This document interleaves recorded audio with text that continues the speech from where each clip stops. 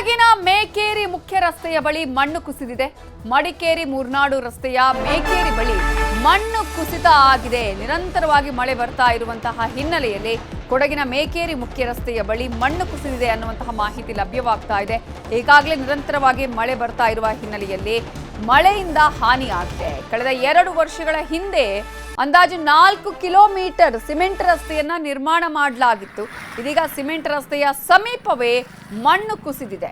ಈ ಭಾಗದಲ್ಲಿ ವಾಹನ ಸಂಚಾರ ಸ್ಥಗಿತಗೊಳ್ಳುವ ಸಾಧ್ಯತೆ ಇದೆ. ಜಿಲ್ಲಾಡಳಿತ ಈಗ ನಿರ್ದೇಶನ ಕೊಡುವಂತಹ ಸಾಧ್ಯತೆಗಳು ಕೂಡ ಕಾಣಿಸ್ತಾ ಇದೆ. ಈ ಭಾಗದಲ್ಲಿ ಯಾರು ಓಡಾಡಬಾರದು ಅನ್ನುವಂತಹ ಒಂದು ನಿರ್ದೇಶನವನ್ನ ಸೂಚನೆಯನ್ನು ಕೊಡುವ ಸಾಧ್ಯತೆ ಇದೆ. ಈಗಾಗಲೇ ಕೊಡಗಿನಲ್ಲಿ ಈ ಹಿಂದೆ ಆದಂತಹ ಒಂದು ಘಟನೆಗಳೇ ಇನ್ನೂ ಕೂಡ ಯಾರ ಮನಸ್ಸಿನಿಂದಲೂ ಮಾಸಿಲ್ಲ. ಅಂತಹ ಒಂದು ಭೀಕರ ಪ್ರವಾಹವನ್ನ ಸೃಷ್ಟಿ ಮಾಡಿದ್ದು ಮಾತ್ರ ಅಲ್ಲ, ಆ ಭಾಗದಲ್ಲಿ ಮಣ್ಣು ಕುಸಿತ ಆಗಿದ್ದಂಥದ್ದು, ಗುಡ್ಡ ಕುಸಿತ ಆದಂತಹ ಸಂದರ್ಭಗಳು 2018ರಲ್ಲಿ ಇನ್ನೂ ಕೂಡ ಯಾರ ಮನಸ್ಸಿನಿಂದಲೂ ಮಾಸಿಲ್ಲ.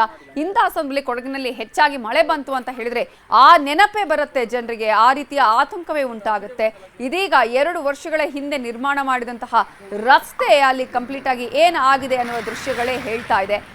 ಈ ಭಾಗದಲ್ಲಿ ಇದೀಗ ವಾಹನ ಸಂಚಾರ ಸ್ಥಗಿತಗೊಳ್ಳುವ ಸಾಧ್ಯತೆ ಇದೆ. ಬೀದರ್ ಜಿಲ್ಲೆಯಾದ್ಯಂತ ಸುರಿತಾ ಇರುವ ಧಾರಾಕಾರ ಮಳೆಗೆ ಮೈ ತುಂಬಿ ಹರಿತಾ ಇದೆ ಹಳ್ಳ ಕೊಳ್ಳಗಳು. ಭರ್ತಿಯಾಗಿದೆ ಕೆರೆಗಳು. ಕೆರೆ ಹಳ್ಳಗಳ ಸುತ್ತಮುತ್ತ ಯಾರು ತೆರಳಬಾರದು ಅಂತ ಹೇಳಿ ತಾಲೂಕು ಆಡಳಿತ ಈಗಾಗಲೇ ಸೂಚನೆಯನ್ನ ಕೊಟ್ಟಿದೆ. ನಿರಂತರವಾಗಿ ಮಳೆ ಬರ್ತಾ ಇದೆ. ಬೀದರ್ನಲ್ಲಿ ಮಳೆ ಬರ್ತಾ ಇರುವಂತಹ ಹಿನ್ನೆಲೆಯಲ್ಲಿ ಮೈ ತುಂಬಿ ಹರಿತಾ ಇದೆ ಹಳ್ಳ ಕೊಳ್ಳಗಳು. ಕೆರೆಗಳು ಭರ್ತಿಯಾಗಿದೆ. ಈಗಾಗಲೇ ತಾಲೂಕು ಆಡಳಿತ ಸೂಚನೆ ಕೊಟ್ಟಿದೆ, ಯಾರು ಕೂಡ ಕೆರೆ ಆಗಿರ್ಬೋದು ಹಳ್ಳಗಳ ಸುತ್ತಮುತ್ತ ಹೋಗಬಾರ್ದು ಅಂತ ಹೇಳಿ. ಗ್ರಾಮಗಳಲ್ಲಿ ಡಂಗೂರ ಸಾರಿ ಸೂಚನೆಯನ್ನ ಕೊಡ್ತಾ ಇದೆ ತಾಲೂಕಿನ ಆಡಳಿತ. ಔರಾದ ತಾಲೂಕಿನ ಮಸ್ಕಲ್, ತೇಗಂಪುರ, ದಾಬಕಾದಲ್ಲಿ ಪ್ರವಾಹ ಸ್ಥಿತಿ.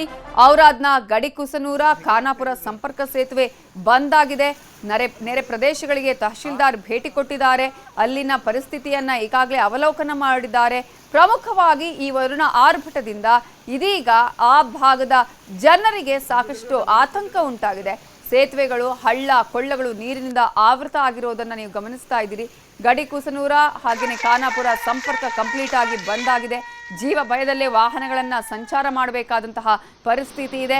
ಜನರು ಕೂಡ ಜವಾಬ್ದಾರಿ ತೆಗೆದುಕೊಳ್ಬೇಕು. ಒಂದು ವೇಳೆ ಇಂತಹ ಪರಿಸ್ಥಿತಿ ಇದ್ದಂಥ ಸಂದರ್ಭದಲ್ಲಿ ನಾವೇ ಅಟ್ಲೀಸ್ಟ್ ಎಚ್ಚರಿಕೆಯಿಂದ ಇದ್ದು ನಾವು ಆ ಭಾಗದಲ್ಲಿ ಹೋಗಬಾರ್ದು ಅನ್ನುವಂತಹ ಒಂದು ಜವಾಬ್ದಾರಿಯನ್ನ ತೆಗೆದುಕೊಂಡ್ರೆ ಅನಾಹುತಗಳನ್ನ ತಪ್ಪಿಸಬಹುದು.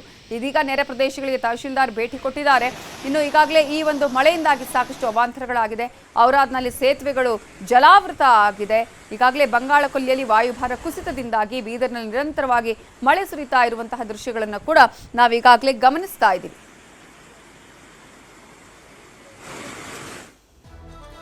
ಬೀದರ್ನ ಜಿಲ್ಲಾ ಉಸ್ತುವಾರಿ ಸಚಿವರಾಗಿರುವ ಈಶ್ವರ್ ಖಂಡ್ರೆ ಕಚೇರಿಯ ಆವರಣದಲ್ಲಿ ಆಲದ ಮರ ನೆಲಕ್ಕಚ್ಚಿದೆ. ಯಾರು ಜನ ಇಲ್ಲದ ವೇಳೆ ಮರ ಬಿದ್ದಿದ್ರಿಂದ ದೊಡ್ಡ ಅನಾಹುತ ತಪ್ಪಿದೆ. ಸೋಮವಾರ ರಾತ್ರಿಯಿಂದ ನಿರಂತರವಾಗಿ ಮಳೆ ಬರ್ತಾ ಇದೆ.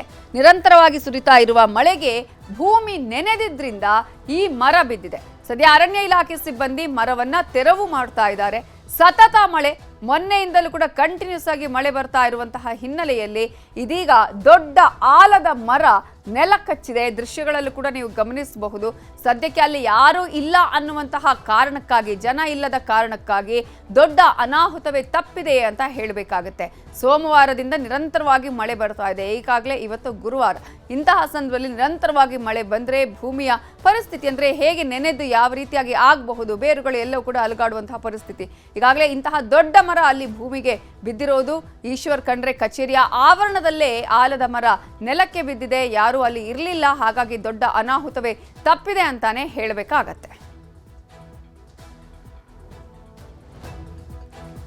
ಇನ್ನು ಯಾದಗಿರಿಯಲ್ಲೂ ಹಾಗೆ ವರುಣ ಆರ್ಭಟ ಜೋರಾಗಿದೆ. ಇನ್ನೂ ಕೂಡ ಮಳೆ ನಿಲ್ತಾ ಇಲ್ಲ. ಮಳೆಗೆ ಕೆರೆ ಕೋಡಿ ಬಿದ್ದು ಗ್ರಾಮಕ್ಕೆ ನೀರು ಬಂದಿದೆ. ಯಾದಗಿರಿಯ ಯರಗೋಳದಲ್ಲಿ ಈ ಒಂದು ಘಟನೆ ನಡೆದಿದೆ. ಯರಗೋಳದ ಹಲವು ಮನೆಗಳು ಜಲಾವೃತವಾಗಿದೆ. ಕೆರೆ ಕೋಡಿ ಬಿದ್ದ ಹಿನ್ನೆಲೆಯಲ್ಲಿ 3 ಗ್ರಾಮಗಳ ಸಂಚಾರವನ್ನೇ ಇದೀಗ ಅಲ್ಲಿ ನಿಷೇಧ ಮಾಡಲಾಗಿದೆ, ಅಂದ್ರೆ ಸ್ಥಗಿತಗೊಳಿಸಲಾಗಿದೆ. ಕಟ್ಟಾಗಿದೆ, ಆಲ್ರೆಡಿ ಹೋಗೋದಕ್ಕೆ ಸಾಧ್ಯನೇ ಇಲ್ಲ. ಸೊ ಸೇತುವೆ ಮೇಲಿಂದ ಕೊಚ್ಚಿ ಹೋಗಿದೆ ಹಸುಗಳು. ಅದನ್ನ ರಕ್ಷಣೆ ಮಾಡಿದ್ದಾರೆ ಆ ಭಾಗದ ಜನ ಅನ್ನುವ ಮಾಹಿತಿ ಕೂಡ ಇದೀಗ ಲಭ್ಯ ಆಗ್ತಾ ಇದೆ. ದೃಶ್ಯಗಳಲ್ಲೂ ಕೂಡ ನೀವು ಗಮನಿಸ್ತಾ ಇದ್ದೀರಾ. ಅಲ್ಲಿ ನೋಡಿ, ದೃಶ್ಯಗಳು ನಿಮಗೆ ನಾವು ತೋರಿಸ್ತಾ ಇದ್ದೀವಿ. ಆ ಭಾಗದ ಜನರ ಹಸು ಕರುಗಳು ಅಲ್ಲಿ ಕೊಚ್ಚಿ ಹೋಗ್ತಾ ಇದ್ದಂತಹ ದೃಶ್ಯ, ಅದನ್ನ ರಕ್ಷಣೆ ಮಾಡಿದ್ದಾರೆ ಸ್ಥಳೀಯರು. ಈಗಾಗಲೇ ಯಾದಗಿರಿಯ ಯರಗೋಳದಲ್ಲಿ ಈ ಘಟನೆ ನಡೆದಿದೆ. ಕೆಲ ಮನೆಗಳಂತೂ ನೀರಿನಿಂದಲೇ ಆವೃತ ಆಗಿರುವಂತಹದ್ದು, ಅನೇಕ ಗಿಡ ಮರಗಳು ಬಿದ್ದಿವೆ. ಜೊತೆಗೆ ಅಲ್ಲಿದ್ದಂತಹ ಸಾಕಷ್ಟು ಜನ ಇದೀಗ ಆತಂಕದಲ್ಲಿದ್ದಾರೆ. ಕಾರಣ, ಪ್ರತಿನಿತ್ಯ ಈ ರೀತಿಯಾಗಿ ಮಳೆ ಬಂದ್ರೆ ಮುಂದೆ ಹೇಗೆ ಅನ್ನುವಂತಹ ಪರಿಸ್ಥಿತಿ ಕೂಡ ಅವರ ಯೋಚನೆಗೆ ಕಾರಣ ಆಗಿರೋದು. ಕೆರೆ ಕೋಡಿ ಬಿದ್ದ ಹಿನ್ನೆಲೆಯಲ್ಲಿ 3 ಗ್ರಾಮಗಳ ಸಂಚಾರವೇ ಕಟ್ ಆಗಿದೆ.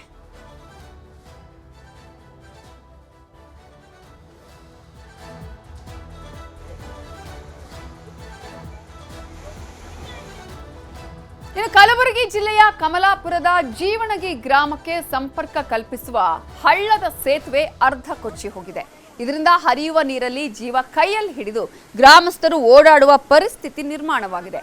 ಸೇತುವೆ ದಾಟಿ ಸ್ಕೂಲಿಗೆ ಹೋಗೋದಿಕ್ಕೆ ಆಗದೆ ವಿದ್ಯಾರ್ಥಿಗಳು ಪರದಾಡುವಂತಾಗಿದೆ. ಸ್ಕೂಲಿಗೆ ಹೋಗ್ಲಿಕ್ಕೆ ಆಗಿಲ್ಲ ಮಕ್ಕಳಿಗೆ. ಮುಖ್ಯ ರಸ್ತೆಯ ಸೇತುವೆ ಡ್ಯಾಮೇಜ್ ಆಗಿದೆ. ಸಂಚಾರಕ್ಕೆ ತೀವ್ರ ಪರದಾಟವನ್ನು ಅನುಭವಿಸಬೇಕಾಗಿದೆ ಜನ. ಈಗಾಗಲೇ ಹಳ್ಳದ ಸೇತುವೆನೇ ಅರ್ಧ ಕೊಚ್ಚಿ ಹೋಗಿದೆ. ಅಲ್ಲಿ ಜೀವಣಗಿ ಗ್ರಾಮಕ್ಕೆ ಸಂಪರ್ಕ ಕಲ್ಪಿಸುವಂತಹ ಹಳ್ಳದ ಸೇತುವೆ ಅಲ್ಲಿ ಅರ್ಧ ಕೊಚ್ಚಿ ಹೋಗಿರೋದು ಹರಿಯುವ ನೀರಲ್ಲೇ. ಹಾಗಾಗಿ ಜನ ಓಡಾಡಬೇಕಾದಂತಹ ಪರಿಸ್ಥಿತಿ ನಿರ್ಮಾಣ ಆಗಿದೆ. ಗ್ರಾಮಸ್ಥರು ಜೀವನ ಕೈಯಲ್ಲಿ ಹಿಡ್ಕೊಂಡು ಅಲ್ಲಿ ಓಡಾಡುವಂತಹ ಪರಿಸ್ಥಿತಿ ಇದೀಗ ನಿರ್ಮಾಣ ಆಗಿರೋದು. ಸೇತುವೆ ದಾಟಿ ಸ್ಕೂಲಿಗೆ ಹೋಗಬೇಕು, ಹಾಗಾಗಿ ಮಕ್ಕಳಿಗೆ ಕೂಡ ಅಂಥದ್ದೇ ಪರಿಸ್ಥಿತಿ ಇದೀಗ ನಿರ್ಮಾಣ ಆಗಿದೆ. ಸಂಚಾರಕ್ಕೆ ತೀವ್ರವಾಗಿ ಪರದಾಡ್ತಾ ಇದ್ದಾರೆ ಜನ. ಎಲ್ಲಿ ನೋಡಿದ್ರು ಕೂಡ ಅಲ್ಲಿ ಇದೀಗ ಬರೀ ನೀರು ನೀರು ನೀರು ಕಾಣಿಸ್ತಾ ಇದೆ.